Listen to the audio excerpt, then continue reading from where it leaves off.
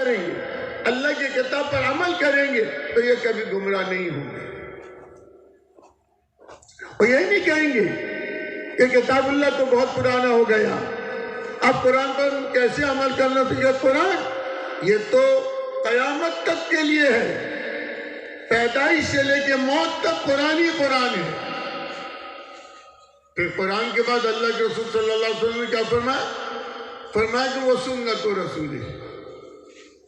اللہ کی کتاب اور کتاب اللہ کو سمجھنے کے لیے آقا نے فرمایا کہ میری سنت ہے، کہ آپ صلی اللہ علیہ وسلم کی ذات اقدس یہ تو کتاب اللہ کے لیے رحل ہے، کہ جیسے ہم کتاب اللہ کو رحل پر کھولتے ہیں، ایسے جب قرآن حکیم کو اللہ کے رسول صلی اللہ علیہ وسلم کی زندگی پر کھولیں گے تو ایک ایک آپ کا زندگی کا ایک ایک چیز چھوٹی ہو یا بڑی ہو وہ کتاب اللہ کی تشریح کر رہی ہو۔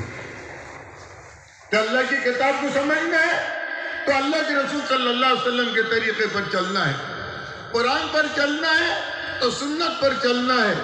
قرآن اسی لیے کسی نے امی جان عائشہ سے پوچھا کہ اللہ کے رسول صلی اللہ علیہ وسلم کا اخلاق کیسا تھا، تو امی عائشہ نے فرمایا کہ بھتیجے کیا تم قرآن نہیں پڑھتے؟ کانا خلق القرآن، کہ اللہ کے رسول صلی اللہ علیہ وسلم کے اخلاق کو اگر دیکھنا ہو تو قرآن پڑھو۔ محمد الرسول اللہ والذین معه اشداء علی الکفار رحماء بینہم تراہم رکعا سجدا یبتغون فضلا من اللہ ورضوانا، کہ محمد الرسول اللہ اور محمد الرسول اللہ صلی اللہ علیہ وسلم کو دیکھنا تو ان کے صحابہ کو دیکھ لو۔ تو اللہ کے رسول صلی اللہ علیہ وسلم نے فرمایا کہ کتاب اللہ کے بعد سنت رسول اللہ ہے، کہ اللہ کے رسول صلی اللہ علیہ وسلم کی سنت، یہ دو چیز جب امت کی زندگی کے اندر آ جائے گی تو یہ امت گمراہ نہیں ہوگی۔ اس میں اپنے عقل کو دخل دینا نہیں ہے کہ نہیں وہ تو ایسا کہتے، یہ تو ایسا کہتے، وہ تو ایسا نہیں، ہمیں تو سیدھا دیکھنا ہے کہ کتاب اللہ کیا کہہ رہا ہے، سنت رسول اللہ ہم سے کیا کہہ رہی ہے۔ ہم کو ادھر ادھر جھانکنے کی ضرورت نہیں ہے، ہم تو اسی لائن پہ چلیں گے جس لائن پہ کتاب اللہ پر عمل کرتے ہوئے، سنت رسول اللہ پر عمل کرتے ہوئے وہ منزل تک پہنچ گئے۔ اور ہمارے لیے اب تو نیا تجربہ کرنے کی ضرورت نہیں ہے، کیونکہ تجربہ کر کے چلے گئے اور تجربہ کر کے منزل تک پہنچ گئے۔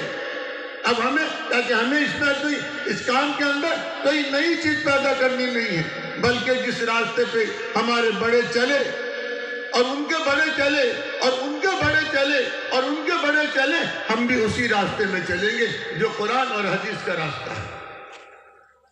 اسی لیے جب حضرت عمر رضی اللہ تعالیٰ عنہ سے کسی نے کہا کہ آپ کا وظیفہ بڑھا دیا جائے تو آپ نے آخر میں کیا فرمایا؟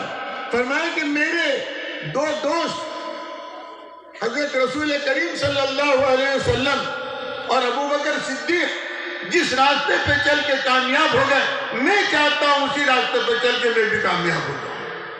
ہمارے لیے راستہ تو ہمارے اکابرین نے بتا دیا، اور اللہ کے رسول صلی اللہ علیہ وسلم نے اعلان کر دیا کہ دین جی چاہی کا نام نہیں، کہ میرا تو جی ایسا چاہتا ہے، میرا من ایسا چاہتا ہے، میرے کھوپڑی میں سمجھ میں نہیں آتی، میرے دماغ میں یہ بات آتی نہیں، میں اس کو قبول کرنے کے لیے تیار نہیں۔ دین جی چاہی کا نام نہیں ہے، خواہشات کا نام نہیں ہے، دین نام ہے کس کا؟ قرآن اور حدیث پر عمل کرنے اور قرآن و حدیث کا اپنے آپ کو پابند بنانے کا نام دین ہے۔ اللہ نے اعلان کر دیا، اے لوگو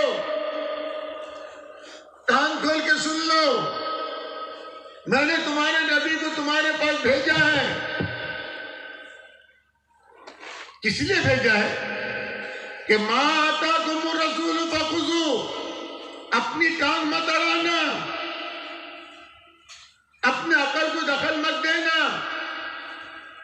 اپنی جی چاہی من چاہی کو سامنے مت رکھنا.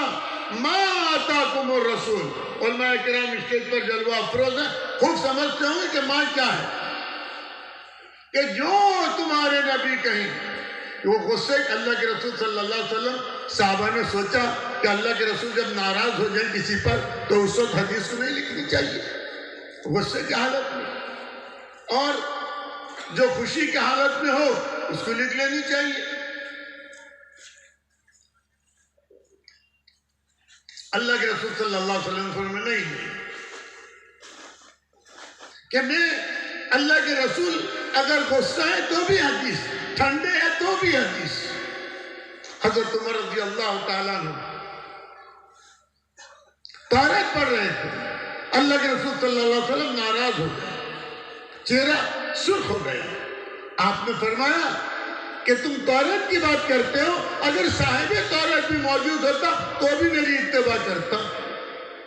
تو یہ بھی حدیث لکھی گئی.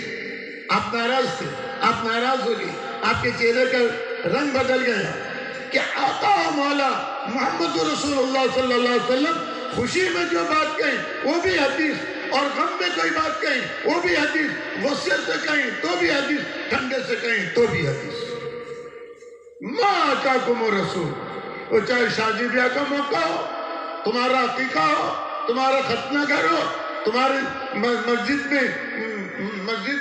مسجد کا کوئی مسئلہ ہو، تمہارے زمین جائیداد کا کوئی مسئلہ ہو، ہر مسئلے میں تم کدھر رجوع کرو گے؟ کہ محمد رسول اللہ صلی اللہ علیہ وسلم کی طرف، کہ من یطیع اللہ ورسولہ فقد فاز فوزا عظیما. جب تم اپنے آپ کو پابند بنا لو گے کہ میں تو اللہ اور اس کے رسول کے حکم کا پابند ہو، اللہ کی طرف سے اعلان ہو رہا ہے، بس تم کامیاب ہو گئے. پھر کامیاب کیسی؟ کہ فمن زحزح عن النار وادخل الجنۃ فقد فاز. کہ جس کو اللہ جس کو جنت کے لیے فیصلہ فرما دے اور دوزخ سے روک دے، فرمایا وہ تو کامیاب ہو گیا. تو ما آتاکم الرسول، جو تمہارے نبی تم کو دے، تمہارا رسول جو تم سے کہہ دے، فخذوہ، مضبوطی کے ساتھ پکڑ لو. یہ نہیں کہ نماز نبی کے طریقے میں، روزہ نبی کے طریقے میں، حج نبی کے طریقے میں، اور ہم بیٹا شادی کریں گے یہود و نصارہ کے طریقے میں، مردود اور مغضوب علیہم کے طریقے میں، ملعونوں کے طریقے پہ. کہ نہیں، کہ غم بھی ہو تو بھی نبی کا طریقہ، خوشی ہو تو بھی نبی کا طریقہ.